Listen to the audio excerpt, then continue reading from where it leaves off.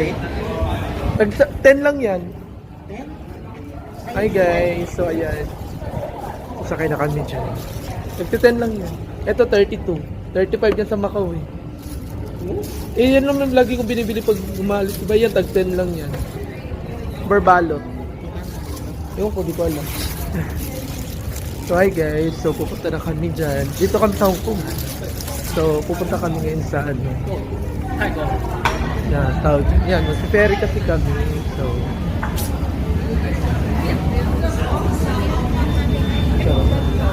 sarap nito yun.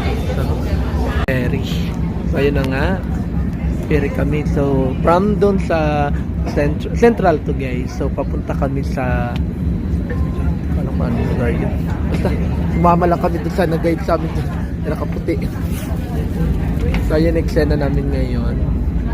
So ano lang to guys, 5 Hong Kong dollars yung pamasahe. Tapos dito ka lang, pipicture hindi kita mamaya. Sige ha, pag ako nakipicture sa'yo. diba nagkandaway pa sila. Lamig dahil. Lalong malamig. Tabi ng AM. Yan, dyan na. So ayan. Sana lang. Ito. First time ko rin naman na sumakay ng ferry nila dito. So ayan.